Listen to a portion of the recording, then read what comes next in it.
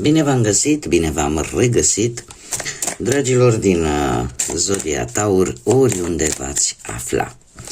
Bine ați venit tuturor pe canalul meu Tarot Flori de Loto. Eu sunt Nina, pentru cei care nu mă cunosc, și ca de obicei mă bucur să vă am alături atât pe dragii mei abonați, cum de asemenea și pe toți cei care poate sunteți pentru prima oară pe acest canal. Azi voi face lectura generală pentru perioada cuprinsă între 13 și 19 octombrie, așa că toți cei care aveți Soarele, Luna, Venus, Ascendentul sau oricare alt aspect astral important pentru voi din harta voastră natală și care are legătură cu Zodia Taur, această lectură este de asemenea și pentru voi. Ca de fiecare dată, nu uitați, este o lectură generală, așa că vă rog să luați decât acele mesaje care rezonează cu voi, restul lăsați-le să zboare în univers, pentru că sigur sunt pentru alte energii care într-o mai mică sau mai mare măsură au legătură cu Zodia Taur. Și începem această lectură punând întrebarea Lenormandului, care este, sau stați așa să o formulez cât mai concret. Lenormandul răspunde foarte bine la întrebări concrete. Ce este important de știut pentru dragii mei din Taur în perioada 13-19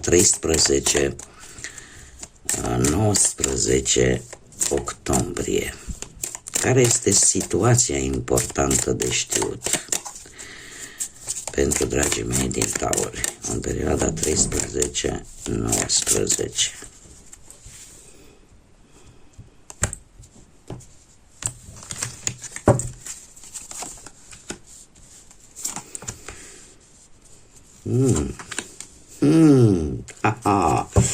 Dragilor, ce trebuie să știți voi? Trebuie să știți că veți avea parte de momente de bucurie. Veți avea parte de momente de bucurie, nu știu, poate pe partea, în special pe partea banilor.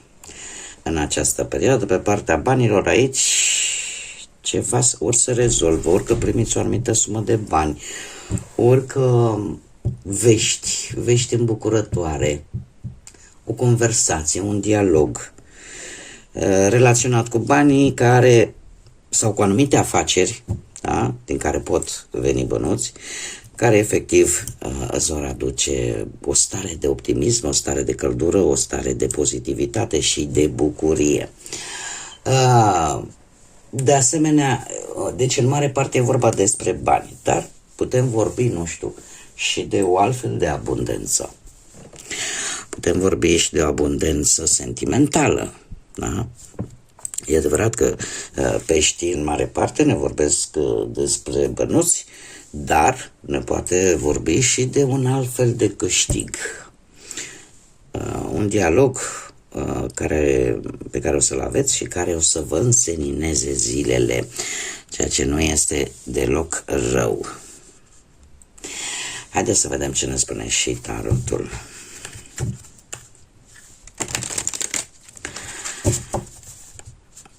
Ce vine pentru dragii mei din Taur în perioada 13-19 octombrie, atât pe plan profesional, financiar sau sentimental?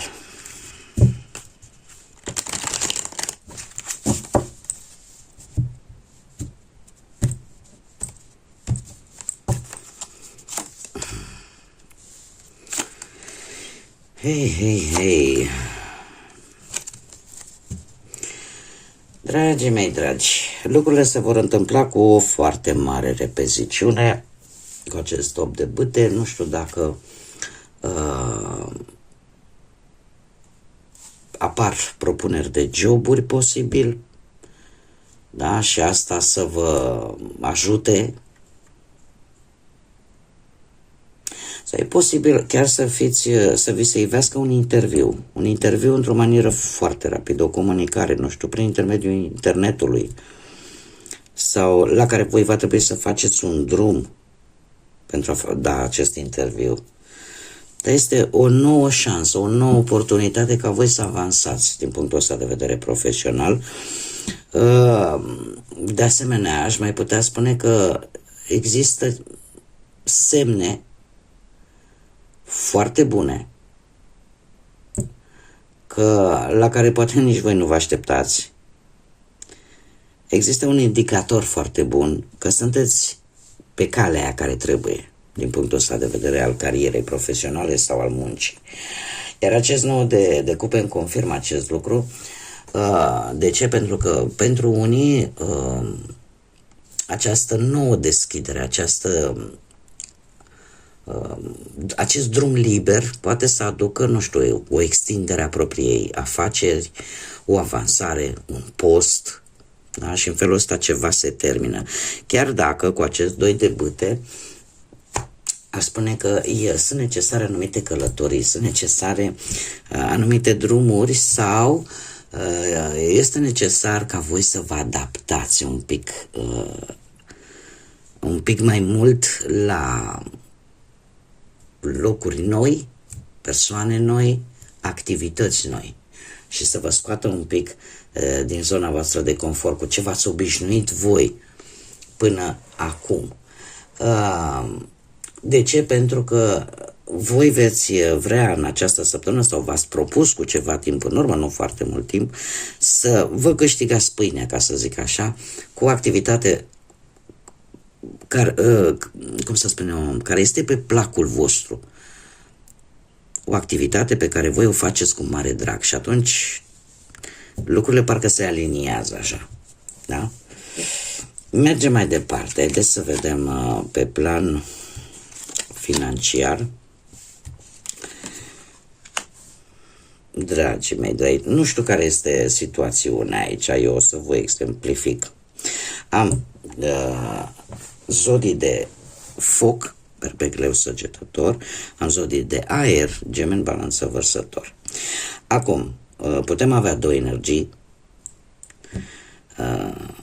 ca să zic așa, care n-au legătură cu voi, sau unii dintre voi puteți avea un ascendent. Un ascendent într-una din aceste zodii, că e de foc sau că e de aer. Cum am mai spus, de foc, mai mă repet, berbec, leu, săgetător, sau de aer, gemeni, balanță, vărsător. Acum, dragii mei, pe partea asta a bănuților. Pe partea bănuților, unii dintre voi aveți așa o tendință un pic de a cheltui. Pe ce? Nu știu, poate pe vestimentație, poate pe tot felul de decorațiuni sau cumva ce s-a pus pata, vreau să schimb mobila în casă sau nu mai îmi place, nu știu, ceva prin casă. Să vă gândiți voi că trebuie să faceți un pic de reformă. Doar că vine acest rege de spade. Vine acest rege de spade care totuși te aduce, ca să zic așa, pe linia de plutire și îți spune, știi, situația este într-un anumit fel. Trebuie să înțelegi situația pe care voi o aveți din punct de vedere financiar și să nu cheltui totuși din impuls. Și atunci, orică există cineva care vă repune pe linia de plutire, chiar dacă câteodată mai aveți tendința să deraiați, ca să spun așa, și e cineva aici cu capul pe umeri foarte dur și zice nu, puteți fi tot voi, dacă știți că aveți planete în aceste zodii, mai ales în zodiile de aer, da? Care vine și spune stai puțin că nu e momentul acum. Și atunci acest 4 de monede îmi confirmă acest lucru, că cumva banii rămân tot acolo, nu-i cheltuiți. De ce? Pentru că cumva ești precaut și nu prea îți plac riscurile. Cel puțin nu în această săptămână. ai senzația oarecum că îți pierzi siguranța. Acum e posibil ca voi să aveți pe lângă voi o energie de genul acesta care de fiecare dată știi, acum nu se poate, altă dată, adică chiar dacă, să zicem, impulsul vostru este ăsta, e cineva acolo care în permanență spune, știi, lasă, mai bine punem că nu se știe ce vine mâine. Acum avem și altă variantă în care voi, la rândul vostru, să aveți pe cineva lângă voi care vrea să facă o grămadă de lucruri, poate bune, în general, și voi sunteți cei care ziceți, nu dăm drumul ușor la bani, ținem de ei pentru că nu se știe ce se întâmplă.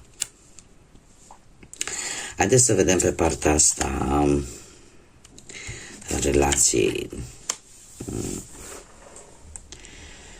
Dragii mei dragi, alte zodii de apă, Rac, Pești sau Scorpion. Ei, și avem o situație aici, o situație în care ceva s-a întâmplat în relația voastră. Orică nu s-au spus lucruri importante, orică aici cumva încrederea s-a cam pierdut. Nu știu dacă perechea voastră are și o atitudine așa mai copilăroasă, mai, cum să zic eu, poate chiar mai tânără, și asta poate să fie, sau este așa o energie melancolică, o energie mai romantică, dar în același timp are și o anumită tendință de a gândi, de a vedea lucrurile într-un mod mai copilăros. Da? Problema este că am un patru de spade, un patru de spade care îmi spune că pe tine totuși te macină ceva. Tocmai probabil această lipsă de încredere care, mare atenție, posibil să vină de la nu știu, poate din trecutul vostru în care ați fost înșelați, sau pur și simplu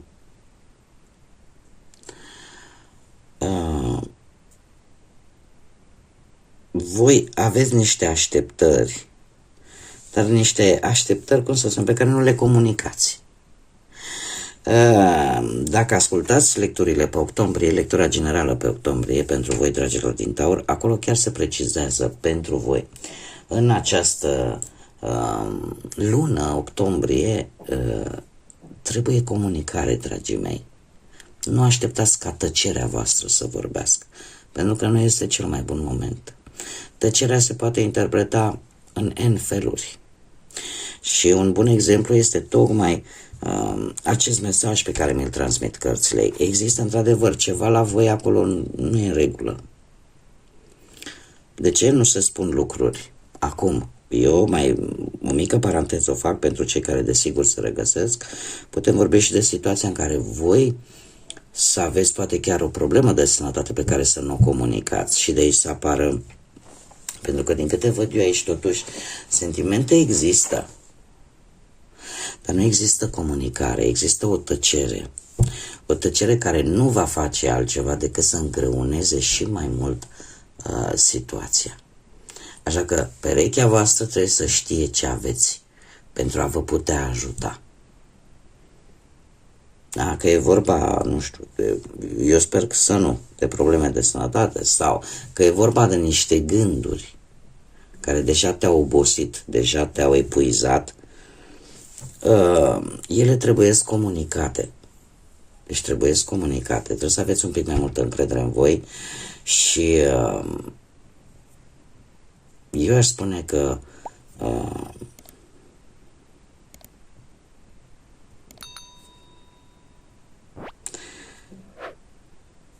mai ales doamnele, care e adevărat că o să fie un procentaj probabil destul de mic și e perfect normal, dar cineva aici ascunde informația, poate chiar de o sarcină. De ce? Din anumite temeri. Dar comunicarea se pare că este soluția. Mergem mai departe. Cei care sunteți singurei.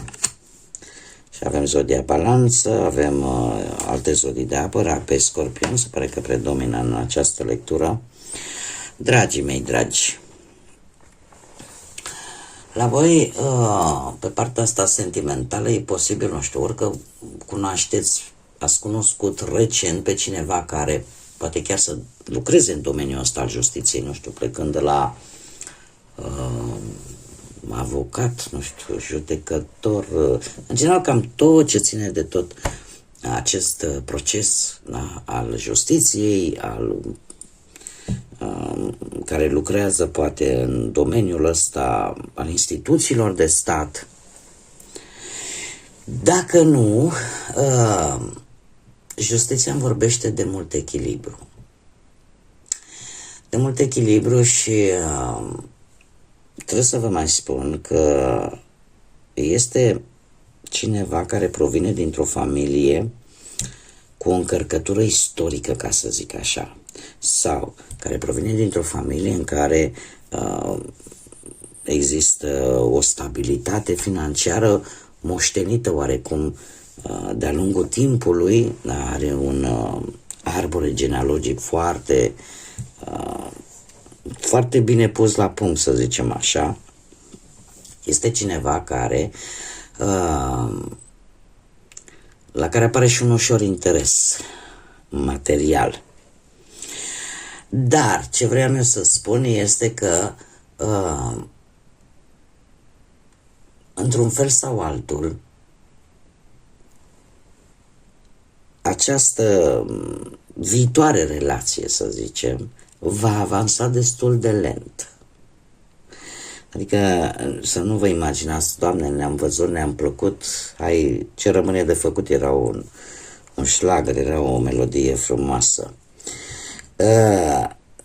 Lucrurile se vor mișca destul de lent. Ce pot eu să vă mai spun, că această energie care vă va atras atenția, posibil să fie o energie, dacă nu mai în vârstă decât voi, atunci, deci dacă nu e mai în vârstă decât voi, este o energie destul de înțeleaptă, o energie destul de diplomată și care are foarte multă înțelegere vis-a-vis de voi și are un stil de a te asculta cu o blândețe aparte, care te va atrage, doar că cumva lucrurile se vor desfășura destul de lent. Nu va fi așa brusc, multă energie. Nu. Va fi destul de lent și, cum am mai spus, apar și niște mici interese materiale la mijloc. Haideți să vedem și ce mesaj are acest oracol al fazelor lunare pentru voi, dragilor din Taur. Un mesaj, te rog, pentru dragii mei din Taur în perioada 13-19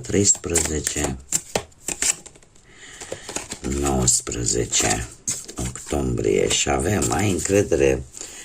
Încrederea este cheia către succes și avem o lună nouă în Leu. Dragilor, se pare că în această săptămână trebuie să fiți un pic mai încrezători în forțele voastre proprii, în abilitățile voastre, iar acest lucru vă va ajuta să vă atingeți scopul, să vă atingeți acele dorințe pe care voi le aveți, iar faptul că avem și o lună nouă în Leu, asta îmi spune că este momentul în care să te simți special, este momentul în care probabil că vei dispune de acea energie pozitivă a Leului, acea energie creativă și e momentul în care autoestima să fie una mai puternică. Probabil că în această săptămână, nu știu, veți vrea voi să ieșiți un pic în evidență cu ceva. Că plecând de la aspectul fizic, că plecând de la felul în care comunicați, că plecând de la felul în care vă manifestați, sunteți mult mai, cum să spun eu, poate mult mai generoși, de ce nu, sau pur și simplu apare această necesitate de a te simți cumva special, de a fi admirat pentru ceea ce faci, pentru ceea ce ești. Sau poate că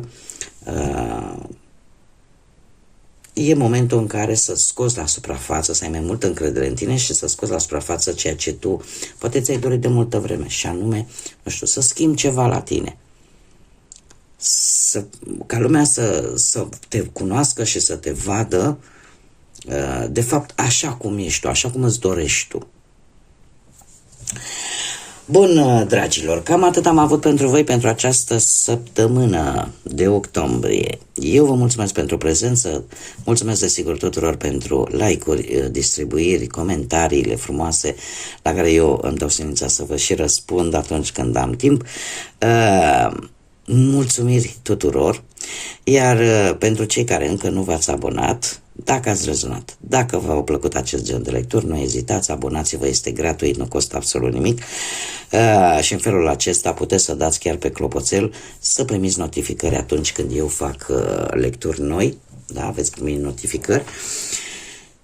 Așa că până data viitoare, când ne vom reîntâlni, o săptămână minunată, o săptămână în care încrederea în voi să fie una cât mai la cote maxime, în așa fel încât lucrul ăsta să vă ajute să vă atingeți acele scopuri, acele țeluri pe care voi vi le-ați propus.